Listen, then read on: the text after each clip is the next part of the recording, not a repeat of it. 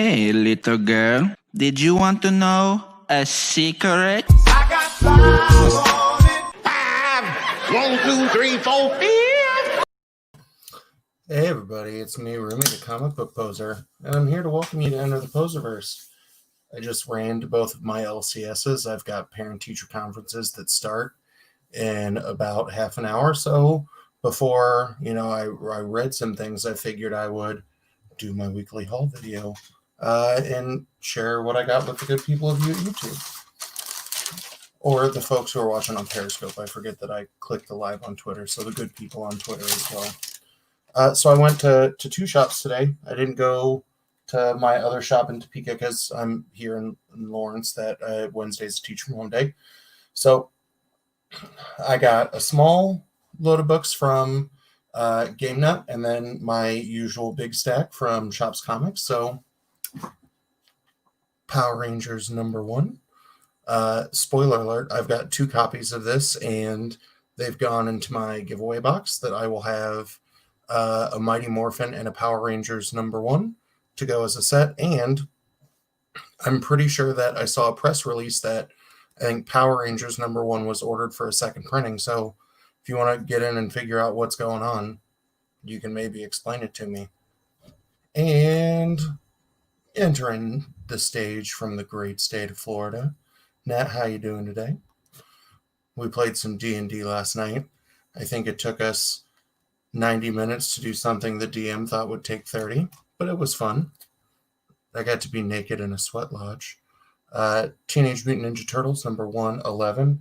I think this cover is kind of cool. It looks like a little bit of the at-home covers that Marvel's got going on right now. I decided to pick up American Vampire 1976. That I like the first one that I bought on a whim.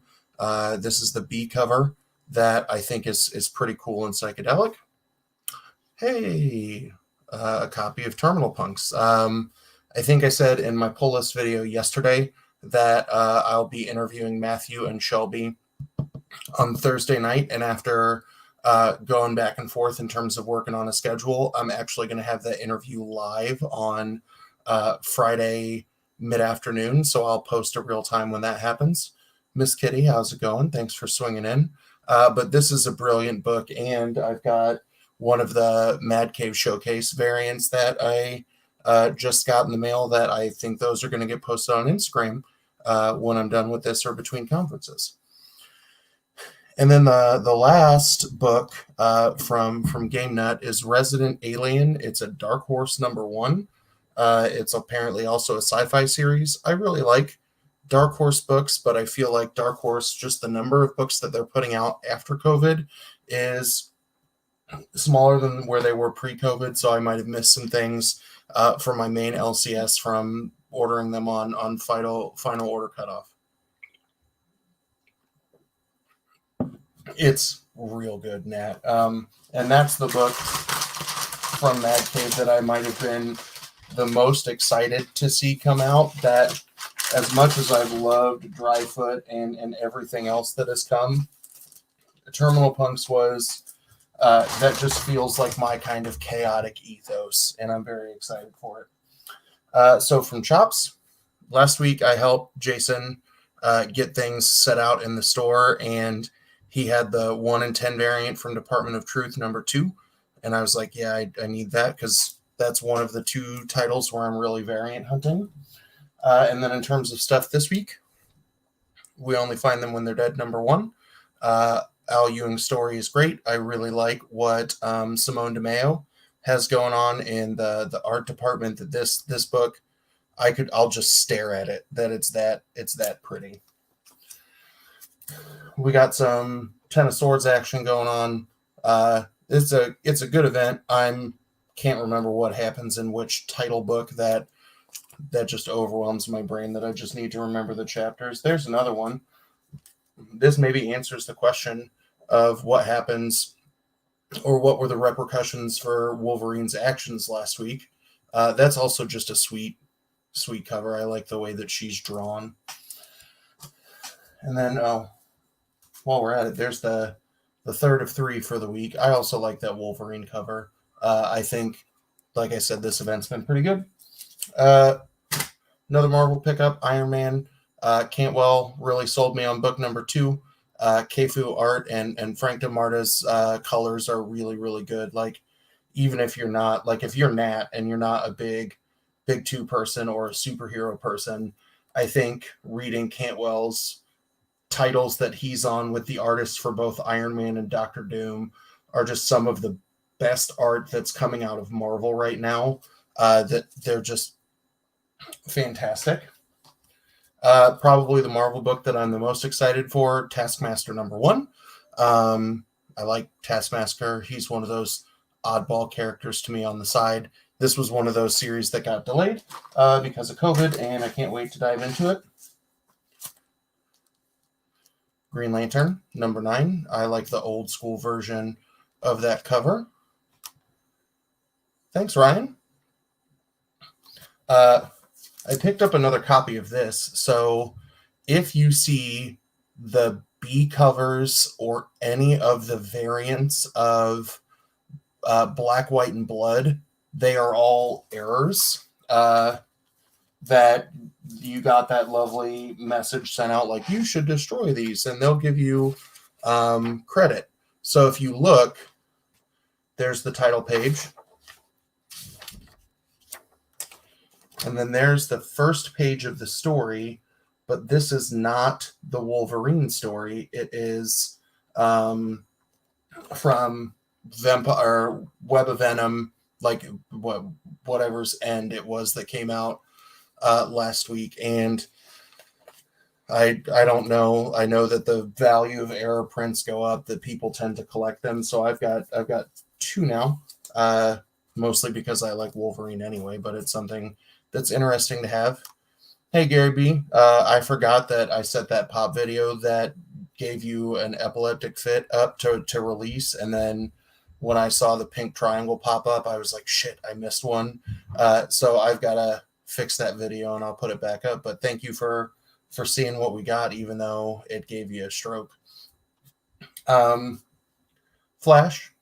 #765. I like the way that they're playing with the Philosopher's Stone as an element in here. That I thought 763, the first book for this author, was kind of meh, but the last one got me hooked.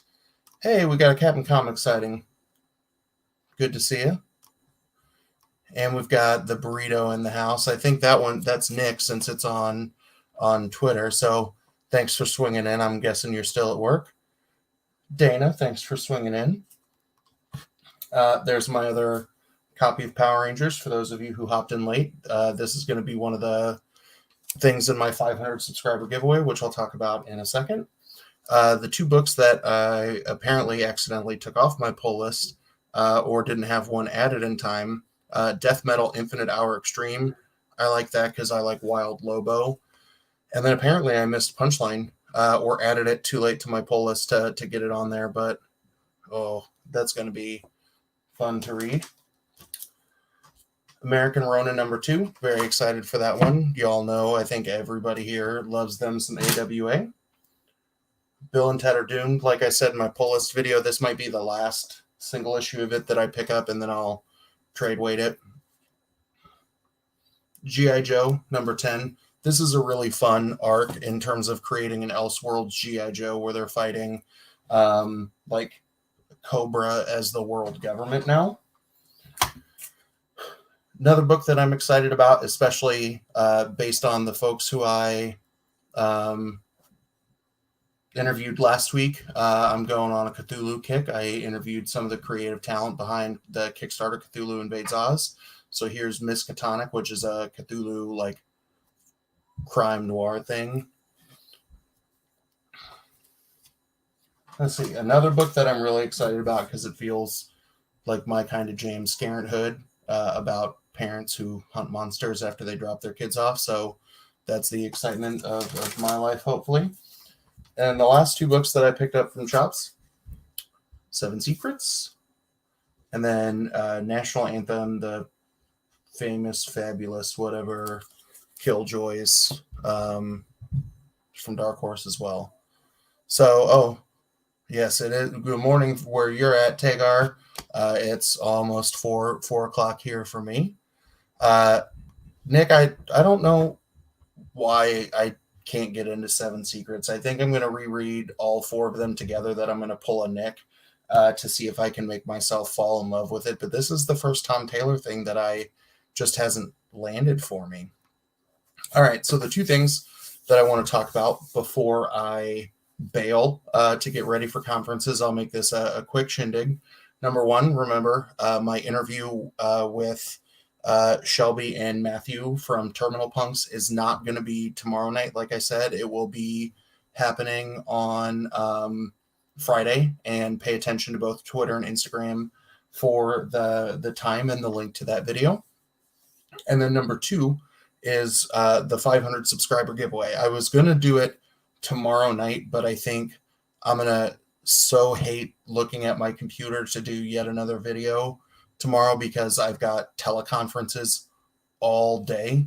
So instead of doing it tomorrow night, I will do my 500 subscriber live stream next Thursday night. So I know a couple of you are anxiously waiting to see if you won anything from the 4 bajillion things that I'm giving away as part of the contest. So I will set that up for next Thursday night. If anybody who's been on the channel before, folks that I chat with on the regular, want to hop in and, like I said, while we were playing D&D last night, to Todd, if he wants to take over my stream while I talk about and he can talk about pinball for a while I'm just doing some drawings, then he can do that. Hey, World Travel Nerd, thanks for swinging in. I think my video of his his mystery boxes that I got a week ago, 10 days ago, that's going to show up. I think it's in the queue for Saturday. But yeah, in terms of the back and forth between Ryan and Nick, I don't know if it's too slow for me, but I think the title that's slowed down when Ryan says maybe I got it confused with something, Firepower has slowed down a little bit for me. I still think it's a really, really good story. I think the art is fantastic, but like that's something that the trade was action packed.